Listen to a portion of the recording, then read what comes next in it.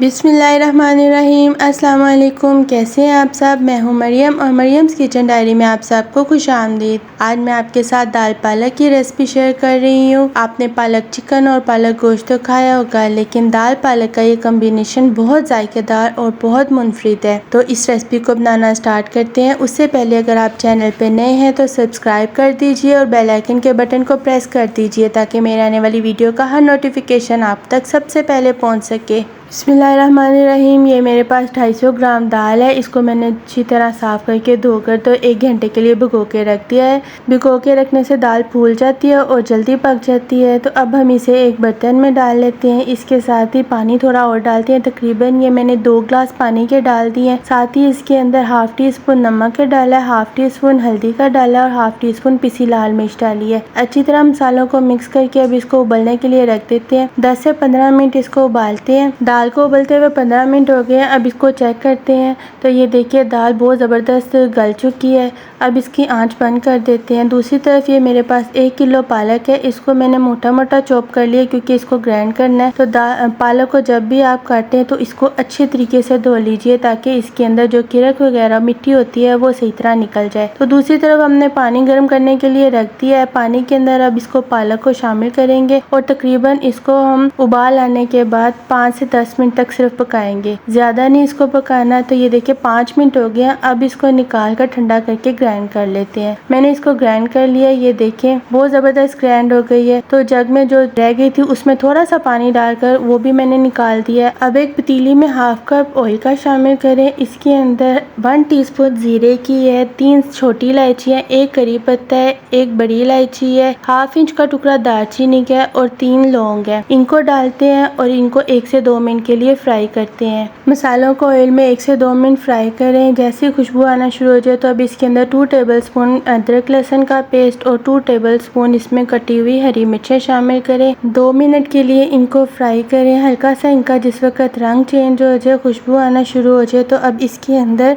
ये 3 medium size की प्याज थी, इनको थोड़ा सा पानी डाल के ग्राइंड कर लिया था, ये शामिल करें। इनको भी 1 से 2 मिनट के लिए अच्छा सा फ्राई करें ऑयल के अंदर। प्याज का कलर जब हल्का सा चेंज हो जाए तो ये 2 दरमियाने साइज के टमाटर है, इनको भी थोड़ा सा पानी डाल के ग्राइंड कर लिया था, इसको भी शामिल कर दें। अब मसाले के अंदर टमाटरों को उस वक्त तक हम भूनेंगे जब तक ये टमाटरों का पानी ना खुश्क हो जाए और इसका कच्चापन दूर हो जाए, ऑयल ऊपर आ जाए। तो फिर इसके अंदर 1 टीस्पून नमक ही शामिल कर दें, 1.5 टीस्पून पिसी सुरख मिर्च और हाफ टी स्पून हल्दी की, हाफ टी स्पून कुटी हुई लाल मिर्च शामिल करके 1 से 2 मिनट तक मसालों को अच्छा सा फ्राई करें। अब इसके अंदर ग्राइंड की हुई पालक को शामिल कर दें। साथ ही इसके अंदर ये 1 टेबलस्पून सूखी मेथी है, इसको शामिल कर दें। आप चाहे तो पिसी भी शामिल कर दें, मैं हाथों से मसल के इस तरह शामिल कर रही हूँ। अब इसको पालक को अच्छे तरीके से मसाले के अंदर उस वक्त तक भूनेंगे कि पालक का पानी खुश्क हो जाए। जिस वक्त पालक का पानी खुश्क हो जाए अच्छे तरीके से तो फिर इसके अंदर हम अब जो हमने दाल उबाल के रखी है उसको शामिल करेंगे और साथ उसका जो पानी है वो भी सारा इसके अंदर डाल देंगे। दाल का पानी ज़ाया नहीं करना। अब अच्छी तरीके से इसको मिक्स करें। वीडियो अच्छी लगे तो लाइक ज़रूर करें। अब दरमियानी आंच पर ये पकने लग गई है। आंच को अब हल्का कर दें और ढककर तकरीबन इसको 10 मिनट तक पकने देते हैं। दूसरी तरफ तड़का तैयार कर लेते हैं। उसके लिए पैन में 1 कप ऑयल का डालें।